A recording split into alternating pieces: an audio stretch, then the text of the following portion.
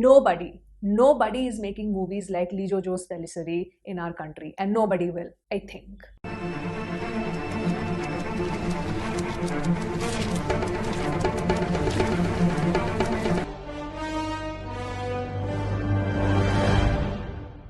Hello everyone, welcome to the channel guys, and finally Lijo Jo's Pelisseri's latest film Nanpakal Nerathu Mayakkam got an OTT release on Netflix. It's not my favorite LJP film, but it's definitely a very well made movie. And I'm honestly wondering how to talk about this film without divulging into spoilers, because it's nearly impossible, as I personally want to talk about my theories and my interpretation of the film. Because we all know that LJP films can be interpreted in more than one way. So I think you should watch this video if only you have watched the film, so that you guys can also come up with your own version of the ending and what exactly happened and transpired throughout the story. If you are into the escapism kind of films or larger than life kind of films, then give this one a rest. You probably will be bored, but if you like to decode a director's mind by watching a story, its frames, dialogues, etc., then definitely give this a watch. It would surely be worth your time. And before I deep dive into the details of this film, do let me know if you would like to watch the review for Thankam. I will decide accordingly after reading the comments. Okay, let's talk about the story itself first, where I particularly liked the theme that he picked out. For me, this movie is about empathy, and nowadays a whole lot of people lack that. One cannot even put out an opinion without attracting some sort of hate. We never think and put ourselves in others' shoes and try to understand their point of view before drawing a conclusion whether you agree or disagree with them. The protagonist, James, is one such person. He's a Malayali and he holds certain prejudice against the people of Tamil Nadu. Why is it so? We don't know, but it's just there. It's like when you sometimes ask a person that, oh, why don't you like this XYZ person?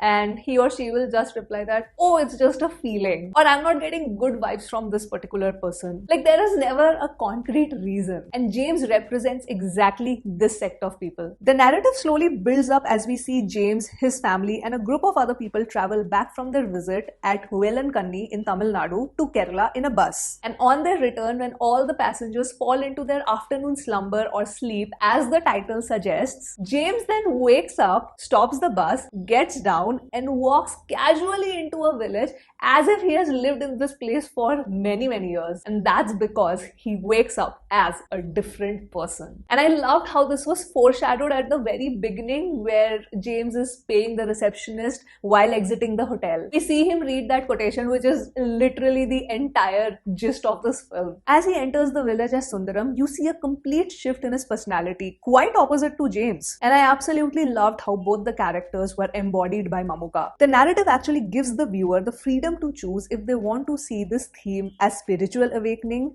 or fantasy or an allegory. I really would love to read your perception on this. See, writing and storytelling wise, I was extremely immersed on what James or Sundaram was experiencing. But in addition to that, the reactions of the people around him were just so interesting for me. You see such a great mix of reactions, ranging from people just humoring him and not caring, being silent spectators and totally confused, being absolutely enraged, or being completely accepting of him with no questions asked, like we see with Sundaram's mother. Those reactions itself can be extrapolated to an entire social construct. But the best phase of the writing for me was when Sundaram sleeps and wakes up again as James, and all the events post that till the credits roll is completely open to interpretation. I have a couple of theories, out of which one is that James actually had an awakening because he constantly gazes towards the village and his expression is much softer at that point, as if he has truly and wholeheartedly walked into Sundaram's shoes. And even though we get separated by language or dialect or region, deep down we are the same human beings driven by the same emotions. We are not that different. So the entire basis of when you sleep you die, or your older self dies, and then you wake up, you are reborn as a new person, it holds true. Second would be that it was all a dream and the bus actually stopped because everybody wanted to just take a snooze, including the driver. And all of this is something that James was just imagining or dreaming about. But I myself don't wholeheartedly believe it, because the biggest clue for me was when the bus starts moving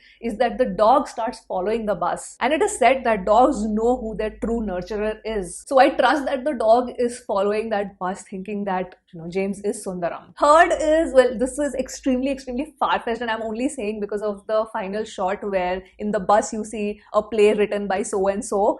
I'm only theorizing it basis that one shot. Is that this was all an act and James and Sundaram probably met at some point of time, and this was James kind of giving a closure to Sundaram's family because his whereabouts were unknown. But this is a completely, this is a very far-fetched theory. But I want to know your thoughts. In my heart, the first reasoning that I gave, I believe in that the most. Okay, now technically, this movie is stunning.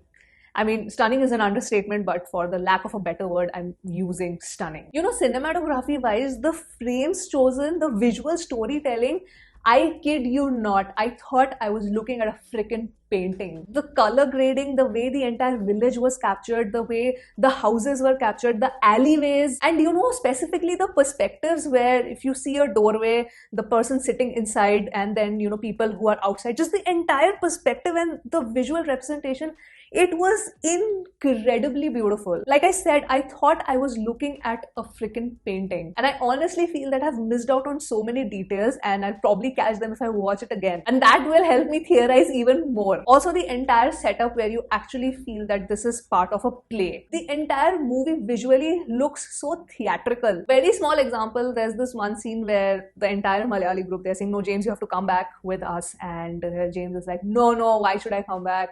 I'm not James, and I belong to this place. I was born here. I'm gonna die here. And you just see he's in the middle, and all the people are gathered around him, and it literally looks like he's giving like a proper monologue on a stage, and they are the entire audience. Just the setup was so incredible. And this is just one scene. There are literally, countless frames in the film where you can just pause and appreciate its beauty. A big round of applause to Theni Eshwar. He just outdid himself with this movie, I feel. Till now, Churuli was visually my favorite film of LJP, but this one trumps everything. This is the best movie visually of LJP for me. Then comes the BGM. I'm telling you, on BGM itself, you can just theorize so much and literally make another separate video out of it. The entire BGM is just dialogues from, old Tamil films or songs from old Tamil films, and they are not just put for the heck of it. It's so well thought out. This is the most creative BGM that I have ever seen in a film, because the BGM itself is telling a story. The BGM, the dialogues that have been chosen to be put as the background score, they are itself acting as clues. It just blows my mind away. How did he even come up with this thought? Because the execution is just perfect. I mean, LJP is not called a genius for nothing. This is proof. So as the story is happening in front of your eyes, all of these dialogues which are part of the score, you can just parallel them and mirror them together, and it makes sense. Genius. Absolutely genius. Then the performance.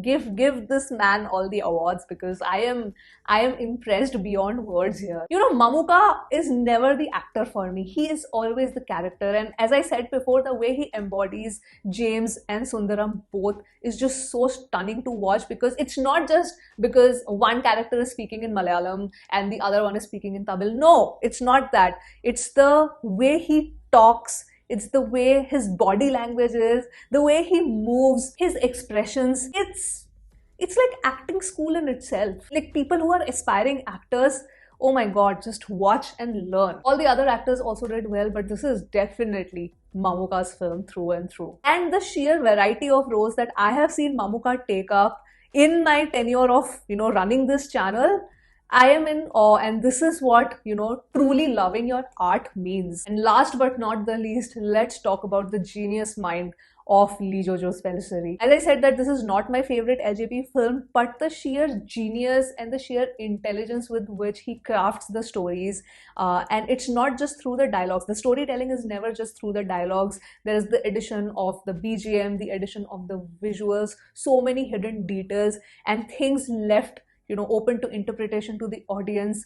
He wants the audience to think. And LJP as a filmmaker is filling a space in cinema which no other filmmaker is going to dare also. And if in future also, if say he makes a film that I do not really connect with or resonate with, or it does not work for me as a viewer, the amount of respect I have for this man is never going to diminish. I love how his stories are always so rooted in the rawest of the human emotions, and he knows that, people are different from each other and opinions vary, and everybody, sees a thing in his or her perspective. And that's how he makes his story also, that yes, I acknowledge that you are a unique individual, so I will make a movie and present it to you in such a way that you can make your own conclusions out of it. So thanks to LJP for giving us such movies, because the cinephile inside me just becomes so happy and satisfied. And he knows the risks that he's taking and that people might not connect with his films,